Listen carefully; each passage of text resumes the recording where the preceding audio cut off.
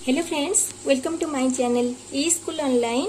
आज आमे जीव विज्ञान रो पार्ट टू टी पढ़िबा पोषण रो प्रकार भेद। आमे पार्ट 1 रे पोषण पढ़ितिले, पोषण काहा को कहा जाए पोषण विषय रे पढ़ितिले। आज पढ़िबा पोषण रो प्रकार भेद। तो पोषण कहले आमे कोन बुझतिले, आमे जो खाद्य आहरण रासायनिक शक्ति टी आमे आहरण करछे सेटा हम देह पई जो खाद्य माध्यम जो रासायनिक शक्ति टी ग्रहण करछे सेटा होची पोषण। ताले आज पढ़िबा पोषण रो प्रकार भेद। पोषण केते प्रकार रो? पोषण हमरो मुख्यतः दुई प्रकार रो। गोटी हैला स्वभोजी पोषण, सेकंड वन हैला परभोजी पोषण, द्वितीयटी हैला परभोजी पोषण। ताले स्वभोजी पोषण काहाकू कहबा? पोषण बा न्यूट्रिशन। स्वभोजी पोषण कहले ऑटोट्रोफिक न्यूट्रिशन। जो जीव माने निज खाद्य निजे प्रस्तुत करि पारंती सेमानकू स्वभोजी कुहा जाय। पत्रहरित थिबा समस्त उद्भिद नीलहरित शैवाल जे हेउचंदी स्वभोजी। ताहले समस्त नीलहरित शैवाल पत्रहरित जो मानकर पत्रहरित थाए उद्भिद एई माने हेले हमर स्वभोजी उद्भिद।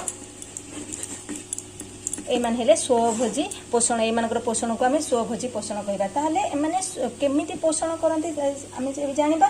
एई समस्त जीव सूर्य आलोक को नेकी, सूर्य आलोकर जो शक्ति को नेकी माटीरू खनिज द्रव्य, माटीरू हमर कोन कोन नउचंदी खनिज द्रव्य, देन वायुमंडल रु अंगारकाम्ल, तो या माध्यम रासायनिक संयोग करी सेमानकर खाद्य प्रस्तुत करथांदी। ताले उद्भिद नीलहरित शैवाल जो मानकर पत्र थाए से माने को माटीरू जल नेले, वायुमंडल रु अंगारकाम्ल नेले और सूर्य आलोकर उपस्थिति रे से माने तांकर जो खाद्य प्रस्तुत करथांदी। ए खाद्य प्रस्तुत करिया प्रक्रिया को कोन कहा जाय? आलोक श्लेषण प्रक्रिया। ताले ये जो खाद्य प्रस्तुत करिया प्रक्रिया को कौन कहला? आलोक श्लेषण प्रक्रिया। आलोक श्लेषण प्रक्रिया आ समान जो खाद्य टी ग्रहण कले जो पोषण टाको कहला स्वभोजी पोषण। ताले आमे बे जानले स्वभोजी पोषण काहा को कहबा? जो उद्भिद और जिते प्रकार नीलहरित शैवाल जो मानकर पत्र जो मानकर सबुज कणिका थाए और वायुमंडल रो अंगारकाम्ल और माटीरू जलर उपस्थिति रे संयोजक घटाई जो श्वेतसार जातीय खाद्य प्रस्तुत करिथांदी सेमानकर जो पोषण को स्वभोजी पोषण कहा जाए। इस जो प्रक्रिया टी को आलोक श्लेषण प्रक्रिया कहा जाए। आउ केतेक गंधक बैक्टेरिया ए माने सब हमर रसायन श्लेषण कहा जाए। एमानकर जो रासायनिक शक्ति से माने आहरण करी तांकर पोषण करिथांदी। जेमिति कि हमर 2NHO3 2NH2 + 3O2 जोड़ा नाइट्रिफाइंग बैक्टेरिया करी हमर 2HNO2 + 2H2O + एनर्जी आसीगला। ए बैक्टेरिया गुड़िक रसायन श्लेषण बैक्टेरिया बोली कहा जाए, जेहेतु से रासायनिक शक्ति आहरण करी तांकर खाद्य प्रस्तुत करिथांदी। ताले आमे स्वभोजी पोषण जानले समस्त उद्भिद नीलहरित शैवाल हेले स्वभोजी जेहेतु से तांकर निज खाद्य निजे प्रस्तुत करिथांदी। तापर देखिबा परभोजी पोषण। आमे आ पर देखिबा परभोजी पोषण विषय देखिबा। आमे स्वभोजी से पढ़िले, एबे देखिबा परभोजी पोषण। परभोजी पोषण काहा को कहा जाए? परभोजी पोषण जो जीव माने निज खाद्य निजे प्रस्तुत करि न पारी पोषण पाई अन्य प्राणी बा उद्भिद पर निर्भर करते सेमानको परभोजी बोली कहा जाए। ताहले जो जीव माने निज खाद्य निजे प्रस्तुत करि पारंती नहीं से मानको हमें परभोजी कहबा। ताहले समस्त प्राणी मलांग, ताहले जेते प्राणी रहिले प्राणी मलांग निर्मूली ए सब राफ्लेसिया ए सब परजीवी उद्भिद एवं अधिकांश बैक्टेरिया परभोजी श्रेणी अंतर्भुक्त। ताहले अधिक बैक्टेरिया हेले परभोजी श्रेणी अंतर्भुक्त बैक्टेरिया। ए जीव माने पोषण प्रणाली को परभोजी पोषण कहा जाए। जथा परभोजी पोषण मुख्यतः 4 प्रकार। ताहले परभोजी पोषण मुख्यतः 4 प्रकार रो कोन कोन एबे देखिबा। गोटे हला प्राणी समपोषण,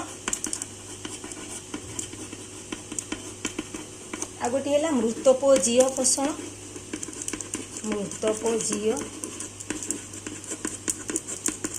पोषण, आ गोटे है परजीवीय पोषण, परजीवीय पोषण, आ गोटे है सहजीवीय पोषण। आम ये 4टी विषय में डिस्कसन करवा। फास्ट आम देखा प्राणी सम पोषण। प्राणी सम आम गोटे जिनस कहला आगु शब्दटी को आम जापारे प्राणी सम जो मैंने प्राणी को ही पोषण में ग्रहण करती जोटा हलोजोइक न्यूट्रिशन कहुए इंग्लीश रे। परजीवी और प्राणी को छाड़ी अन्य समस्त प्राणी यह प्रणाली अन्य उद्भिद और प्राणी को संपूर्ण अथवा आंशिक भाव में खाद्य रूप ग्रहण करते। यह हूँ प्राणी व प्राणी सम पोषण परिपाक पर सरलीकृत खाद्यर आत्मीकरण व अंतर्ग्रहण होता है। यह शरीर गठन शरीर को कार्यक्षम रखिबार सहाय होता है। ताहले आम जो खाद्य खाऊते साधारणतः जटिल अवस्था थाए आम खाई सारा पर सेटा आम देहरे सरलीकृत होता है। ताहले आम प्राणी सम पोषण क्या कहवा मनुष्य गोटे प्राणी सम पोषण उदाहरण जेहेतु आम प्राणी मानक ही आम खाद्य ग्रहण करें। देन आम देखा मृतोपजीय पोषण जो परभोजी मृत गलित पचासटा उद्भिद प्राणी को खाद्य संग्रह कर मृतोपजीय पोषण पुष्टि साधन करते से मृतोपजीवी कहुए। यही जीव मैंने कठिन पदार्थ को खाद्य रूपे ग्रहण करपारती ना। साधारणतः खाद्य ग्रहण बेले मैंने निज शरीर पाचक रस गुड़िक क्षरण कर शरीर बाहर ही जटिल खाद्य को सरल खाद्य परिणत करते। सरलीकृत खाद्य को शरीर मध्य शोषण कर शरीर गठन विनियोग करते जोटा छतु जातीय कवक क्या आम देखा मृतोपजीवी। ताहले किए आम रहिले उदाहरण किए मृतोपजीवी पोषण में छतु जातीय कवक यीस्ट बैक्टेरिया एगुड़िक सब है आमर मृतोपजीवी पोषण उदाहरण। यही माने सब यही माने मृत गलित 50टा उद्भिद प्राणी को खाद्य संग्रह करी से पोषण करें मृतोपजीय पोषण बोली कहुए। आपर देखा परजीवी पोषण जो जीव माने अन्य जीवंत परजीवी पोषण जो जीव माने अन्य जीवंत उद्भिद प्राणी शरीर भितर बाहर रही से खाद्य संग्रह कर निजर पुष्टि साधन करते से परजीवी कहुए। परजीवी माने भोजदाता उद्भिद व प्राणी ठारू सरलीकृत खाद्य सीधासख ग्रहण कर निजर पुष्टि साधन करते। जो जीव माने जीवंत उद्भिद प्राणी शरीर भितर बाहर रही से खाद्य संग्रह करते एगुड़िक किए मल्लांग निर्मूली राफ्लेसी आदि उद्भिद प्लाज्मोडियम उकुणी जोक केतक कृमि प्राणी परजीवी अटंती।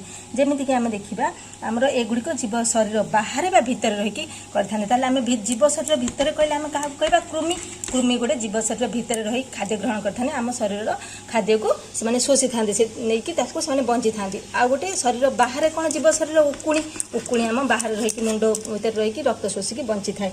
ताले यही टाइप रुकुणी जोक केत कृमि परी प्राणी परजीवी अटंती। तापर देखिबा सहजीवीय पोषण आम ए परजीवी देखि सारे आउ लास्ट रहिला सहजीवीय पोषण।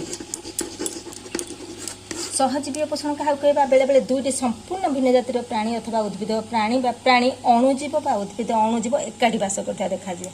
ताहले दुईटी संपूर्ण भिन्न जातिर अणुजीव एकाठी बास कर देखा जाए। यह सहजीविता सिम्बायोसिस बोली कहुए।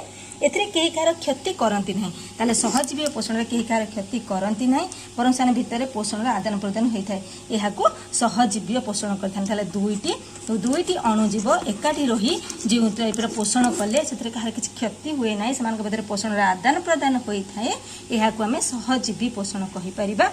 उदाहरण स्वरूप आम अंतनल सहजीवी भाव रोकवा इस्चेरिचिया कोकाई इस्चेरिया जोटा कि आम शरीर बैक्टेरिया माने विटामिन B2 साइनोकुलाविन प्रस्तुत करी आमको जोगाई थाए। यह परिवर्ते आम अंतरल सरलीकृत खाद्य ग्रहण कर निज निजर प्रतिपालन करते। एगुड़िक जो इस्चेरिचिया कोली ये बैक्टेरिया आम B12 टी करें। आम आपर देखा खाद्य भाषा को आधार करी आम मुख्यतः 3 भाग में आम विभाग होती। गोटे हूँ आमर कौन खाद्य आमर जो खाद्य भाषा को आधार करी आमर कौन 3 भाग में मनीष मैंने भाग होती कौन शाकाहारी आ गोटे है मांसाहारी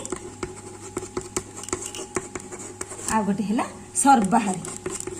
शाकाहारी माने जो माने उद्भिद उद्भिद जातीय खाद्य को ग्रहण करते से शाकाहारी। मांसाहारी माने जो माने उद्भिद आउ प्राणी जातीय खाद्य दुईटी जाक ग्रहण करते। सर्वाहारी जो माने जो जहाँ को भी खाद्यर बाछ विचार न करी जहाँ को भी खाद्य उपयोगी ताको ग्रहण करते। यही 3 प्रकार आम खाद्य भाव को देखिकी आमर डिवाइड कराई लोक मान। ताहले नेक्स्ट वीडियो रे मो आलोक श्लेषण प्रक्रिया विषय डिस्कसन करी। चैनल रे जिते संभव मोर वीडियो को लाइक कर शेयर कर चैनल नुआ थे सब्सक्राइब कर दियो। तुम माने नुआ वीडियो केमती पाइबो। धन्यवाद।